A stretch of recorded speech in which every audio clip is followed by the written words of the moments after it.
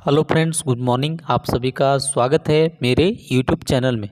जैसा कि हम सभी लोग पढ़ रहे थे छत्तीसगढ़ का सामान्य ज्ञान, तो आज के वीडियो में हम लोग पढ़ेंगे छत्तीसगढ़ की मिट्टियाँ। मिट्टियाँ कितने प्रकार की होती हैं, कितने प्रकार की मिट्टियाँ छत्तीसगढ़ में पाई जाती हैं, ये आज के वीडियो में मैं आपको बताने वाला हूँ।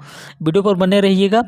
वीडियो को शुरू करने से पहले आपसे मेरी छोटी सी रिक्वेस्ट है, यदि आपने मेरे चैनल को सब्सक्राइब नहीं किया है तो सब्सक्राइब कर लें ताकि आपको ऐसी वीडियो मिलती रहे। साथ ही साथ अधिक से अधिक लोगों तक शेयर करना ना भूलें। तो चलिए शुरू करते हैं।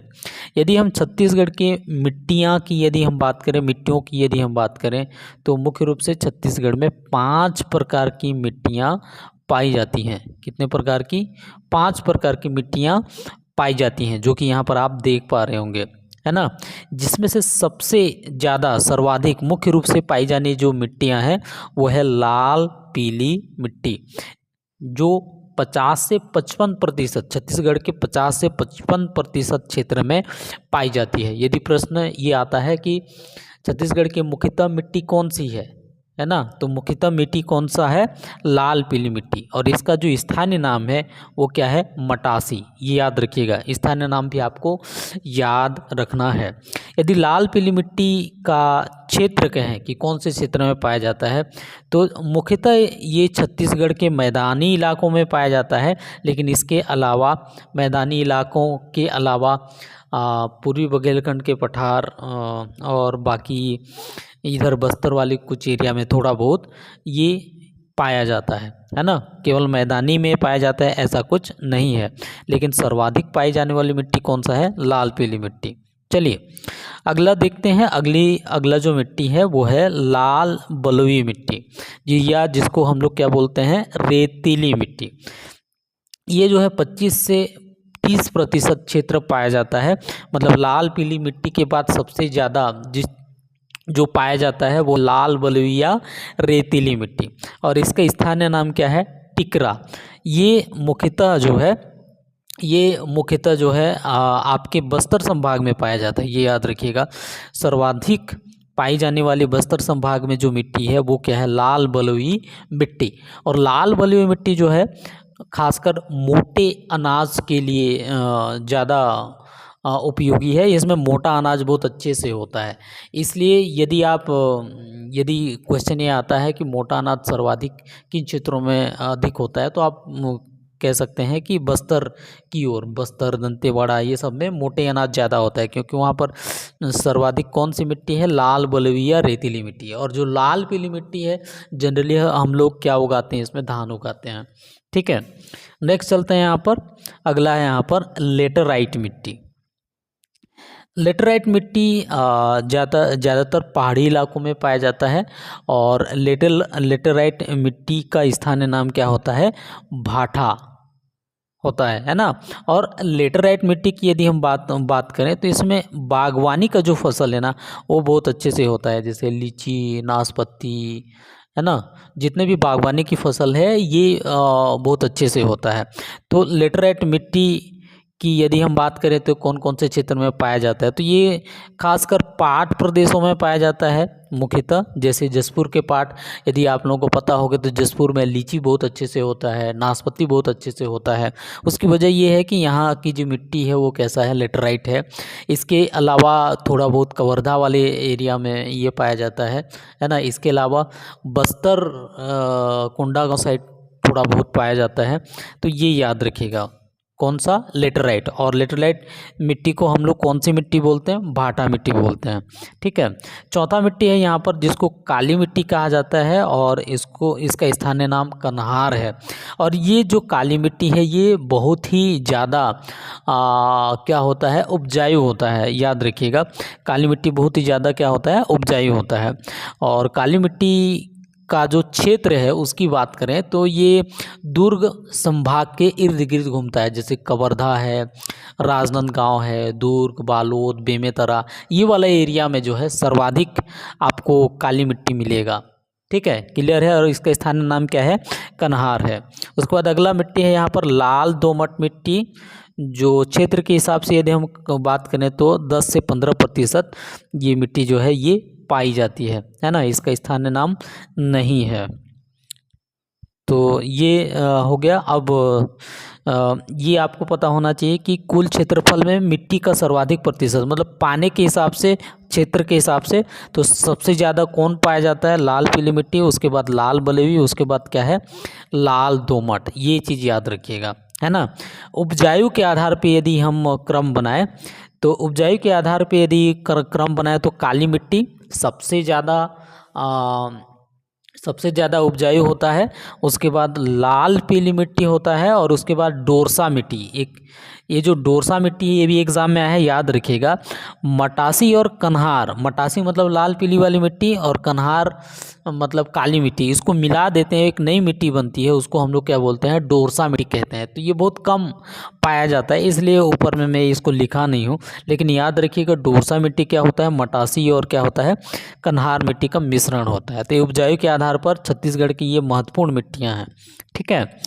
अब इनके स्थानीय नाम भी थोड़ा सा आपको याद रखना है ना। अब ये तो आपको पता चल गया कि पूरे छत्तीसगढ़ में लाल पीली मिट्टी को जनरली मटासी बोलते हैं, काली मिट्टी को कन्हार, लेटराइट मिट्टी को भाटा बोलते हैं, और डोरसा मिट्टी किस चीज़ को बोलते हैं, ये आपको पता चल गया, ठीक है। बस्तर पठार में इन मिट्टियों को किस नाम से जाना जाता है, ये भी थोड़ा आपको याद रखना है ना। जैसे मटासी को तो मटासी बोलते हैं, क्लियर है। कन्हार को बस्तर पठार में गभार बोलते हैं, याद रखिएगा, है ना, गभार कहा जाता है। और भाटा को क्या बोलते हैं? टिकरा, है ना। जो भाटा या लेटराइट मिट्टी जो होता है ना, थोड़ा ऊंचे भाग में होता है, और ऊंचे भाग में होता है उसको क्या कहते हैं? टिकरा बोलते हैं, है ना। और डोरसा मिट्टी नीचे भाग में ज़्यादातर होता है, समुद्र तल से नीचे मैदानी इलाकों में होता है, उसको बस्तर के पठार में क्या बोलते हैं? माल बोलते हैं, है ना। माल एक्चुअली में यदि आप बॉर्डर इलाके में रहेंगे तो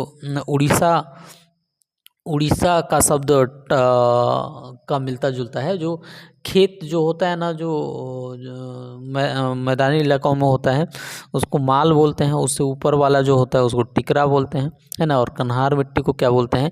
गभार बोलते हैं, ठीक है।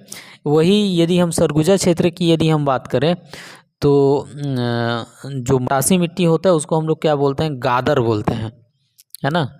और ये बहरा या बहला जिसको बोल सकते हैं, बहरा या बहला, बहला मतलब वो आपको पता होना चाहिए, है ना। और उसके बाद जो टिकरा या जो ऊपर का जो मिट्टी होता है, ये दाढ़ लिखा है किताब में, लेकिन एक्चुअल में ये डाढ़ समझ सकते हैं। डाढ़ मतलब जो सबसे ऊपर में होता है ना। और डोरसा माल, छावर या चावरा जिसको बोलते हैं, वो हो सकता है ये छावर, ठीक है। तो ये नाम भी आपको याद रखना है। डोरसा को बस्तर संभाग में क्या कहते हैं? माल, और सरगुजा क्षेत्र में क्या बोलते हैं? छावर, क्लियर है। आगे समझ में। मृदा का वर्ग, ये भी याद रखिएगा। अब एक आध बार ये पूछा नहीं है, लेकिन पूछ सकता है। जो छत्तीसगढ़ की प्रमुख नदियां हैं उनको जो मिट्टियां हैं उनको कौन से वर्ग में रखा है? मृदा का वर्ग, है ना। मृदा को कई वर्गों में विभाजित किया गया है उन सब में। तो मटासी जो मिट्टी है उसको इनसेप्टिसॉल इसमें वर्गीकृत किया गया है, और जो कन्हार है उसको वर्टिसॉल में विभाजित किया गया है, और भाटा है उसको एंटीसॉल में विभाजित किया गया है। तो ये भी याद कर लीजिएगा, नोट बना लीजिएगा जो चीज़ें मैं आपको बता रहा हूँ, है ना। इसके बाद नेक्स्ट आगे चलते हैं, मैप देख लेते हैं। मैप में कहाँ कहाँ ये मिट्टियाँ पाई जाती हैं। तो ये जो आपको जो भी वाइट वाला एरिया दिख रहा है, कौन सा? ये सारा जो एरिया है वाइट वाला एरिया, ये कौन सी मिट्टी का है? लाल पीली मिट्टी, है ना। और ये कितना प्रतिशत से? 50 से 55%। और मुख्यतः ये छत्तीसगढ़ के मैदान, पूर्वी बुंदेलखंड का पठार, ये वाले इलाके में पाया जाता है। कौन सी मिट्टी? लाल पीली मिट्टी, ठीक है। बस्तर संभाग की ओर आप जाएंगे तो ये जो मैं पीला से कलर किया हूँ, ये जो है आपकी लाल बलुई मिट्टी है या रेतीली मिट्टी है। लाल बलुई या रेतीली मिट्टी है ना। ये छत्तीसगढ़ के पठार की ओर ये मिट्टी है, ठीक है। आया समझ में। उसके बाद यहाँ पर जो मैं ग्रीन कलर से जो किया हूँ ना, ये वाला, ये है आपकी काली मिट्टी, तो काली मिट्टी जो है आपके मैकल पर्वत श्रेणी के इस ओर कवर्धा, राजनांदगांव, दुर्ग, बालोद, बेमेतरा, है ना। इसके अलावा इधर थोड़ा सा आपके थोड़ा बहुत रायपुर की सीमाओं में हो सकता है, और फिर ये इधर बालोद और धमतरी के आसपास थोड़ा बहुत इधर भी हो सकता है। तो ये आपकी काली मिट्टी का क्षेत्र हो गया। ये जो लाल वाला जो मैं दिखाया हूँ यहाँ पर, ये है आपका लेटराइट मिट्टी, है ना। तो ये जसपुर के पाट प्रदेशों में, कवर्धा के थोड़ा बहुत कहीं उस आसपास में हो सकता है, और ये कोंडागांव बस्तर साइड जो है थोड़ा बहुत हो सकता है। लाल दोमट मिट्टी की यदि हम बात करें तो यहाँ पर छूट गया है ये वाले इलाके में, है ना। ये दंतेवाड़ा, सुकमा और बस्तर के थोड़े बहुत एरिया में ये आपको मिलेगा लाल दोमट मिट्टी, ठीक है।